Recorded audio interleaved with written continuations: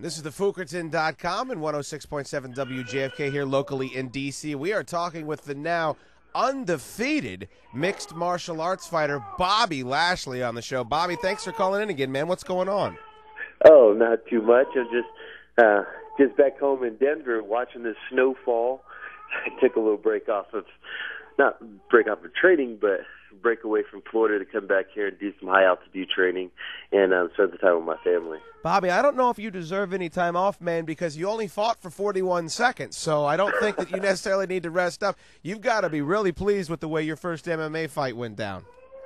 Yeah, I kind of had some ideas of what I wanted to happen, and I wanted to stay out there a little bit longer, but it's the way it goes. I mean, MMA is a crazy sport. Anything can happen at any point in time, and when that wrestling instinct kind of kicked in that match, and when I took him down, I knew it was pretty much over. What were your first reactions? Obviously, you're no stranger to wrestling or to being in front of a crowd because you've done both amateur and professional. Contrast that to what it felt like when we've talked to guys the first time that cage door closes. What did it feel like for you when you finally were inside that cage? That was a big question that I had to ask I was asking myself beforehand, and when I walked in there and I actually got into that cage, I kind of felt at home.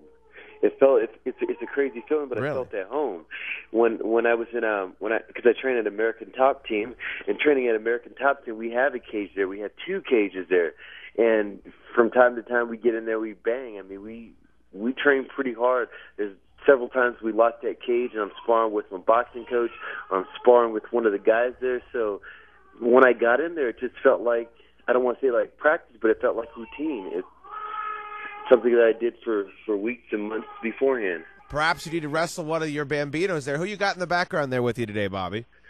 I got my son. He's 5 months old. It's a little mild.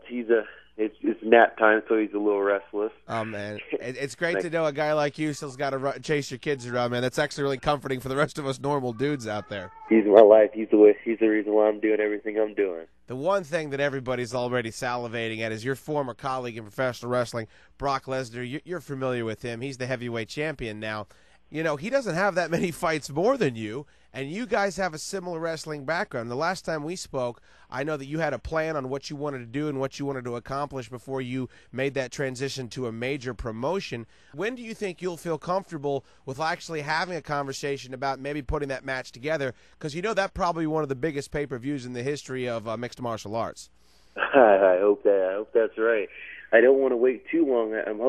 First of all, I just want to say Brock's doing an excellent job. I think he's right where he needs to be. He's a big force, the heavyweight, and it's going to be hard to knock him out.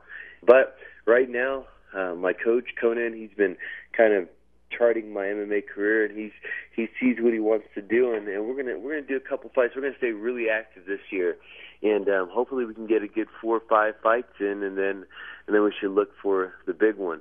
I think we have one scheduled for almost a month and a half away. February 5th, I think we're gonna do one.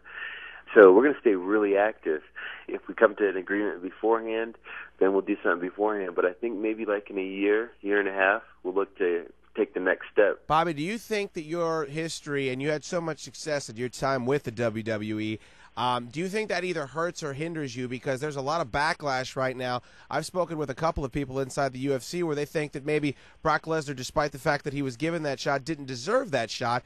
Do you think that that's true, or do you think maybe, hey, this guy brings name recognition, he deserves that shot? Do you think that it's a good thing that you have that kind of exposure, or do you think that's going to hinder you eventually? I think it's a great thing, and this is the reason why. Not to take anything away from all the other fighters, because I think everybody should have the equal opportunity to make it up there. But when you're looking at somebody like Brock, and Brock was bringing such a huge fan base to MMA, that does so much more for everyone. Right. And I think that's what some of the guys don't understand. They get upset because Brock's doing this and Brock's doing that. But in that last pay-per-view, Brock had over 1 million pay-per-view buys. So what that does, that brings so much more money to the sport, and in turn, it makes everybody else's paycheck go up. Everybody's getting an MMA because everybody's starting to find a reason to watch it. And if Brock is a reason to watch it, so be it. And if Bobby Lashley is a reason to watch it, so be it. For me, I would look at it this way. If Brock's going to be on the card, I want to be on the card also. Nice. Whether I'm fighting him, or somewhere on the card, because I know a lot of people are going to be watching. My sponsors are going to be happier, and overall we're going to make so much more money for that pay-per-view. Bobby, your athleticism is unquestioned, and you're in the Army, you're in the military, you're a wrestler, so obviously you've got the athletic chops to do this sort of thing. It was tough to tell from your fight. You had an amazing takedown, and your striking appears to be legit. But if you were going to go up against Brock, what would your game plan be going into that fight? I think the takedown part is going to be kind of hard for either one of us, because it's not like he's just going to come over there and bulldoze a takedown. And as Randy tried to do with him, it's not like I'm just going to go and take him down really easy. I think my deal with, I would probably want to stand up with him, and then we would just bang until one of us kind of broke down. And then we saw the opening. If I saw an opening, I'd go for a hard shot and then try to take him down. Try to do what we do best. I've been working a lot of submissions because at American Top Team we have so many black belts there. So of course it's hard to go for a submission on him, but I can try to work to better my position and possibly do a ground and pound. So at first, yeah, I would stand up with him. I would match the stand up game with him and see what he has there. Nobody really stood up with him. So if you want to test him, let's test him that route. You got this great wrestling background, and now you're training at things like Brazilian Jiu-Jitsu and these submission holds. Are you able to translate some of the things you've learned in wrestling, or is it like learning completely different languages when you're learning these different styles? No, I think it's like the same language, just a different dialect. It's hand in hand. Wrestling, I've gone with, like I said, I've gone with some of the best jiu-jitsu guys around, and I'm not saying I'm getting any kind of submissions on them, but a lot of them are saying the same thing, that I got a really strong base, so it's kind of easy to make that transition into learning how to control the base or transform or pass guard and things like that. Those are the things that I'm doing and catching on to really easy. And then I am picking up a lot of submissions also, so my submissions are starting to come along also. The thing is that when I started training at ADT, they were telling me, they said, look, we're not going to try to make you a black belt in jiu-jitsu by the time you get your first fight, second fight, or even a couple years down the road. We're just going to teach you good enough that you don't get beat by any black belts in jiu-jitsu, so that you're not getting beat by any jiu-jitsu guys and getting caught in any kind of submissions. That sounds like Bobby, I know you're doing big things with Lashley Nutrition. Anybody that's checked out your physique, I hope you can take this in the compliment that it's given by a heterosexual man. It's pretty damn impressive. Where can people check out your stuff? Because I know it's a big part of your training regimen. Well, yeah, it's just Lashley Nutrition, and it's LashleyNutrition.com. It's just my last name, nutrition.com. And I go on there. And another thing that I try to do also is, because we have all these new fighters coming up, and they're not in the UFC yet, and they're having a hard time finding different sponsors because they're doing local shows. What I try to do, and I try to find some of these guys that kind of impress me or kind of impress some other people, and I try to get people to write in and let me know about these guys, because what I can do for them and what I've done for a couple guys is do kind of like a little minor sponsor for them. Right now I have one of the guys up there, a good friend of mine, L.C. Davis. He came on. He was doing some great things. I think he's like 12-1 right now. He's getting ready to fight in Affliction. Wow. So I told him, I put a little profile, his picture up there, a little bio about him, and I kick him back some money. I tell him, for these next couple of months, half of my profits I'm going to send to you. Wow. Which he made a few $100. I think he made $500 in the month or whatever. So I sent that to him, plus I sent him all the products that he needed to get ready for his fight. Well, that's great, man. So you're actually help fostering the community already with all the helping out these other mixed martial artists.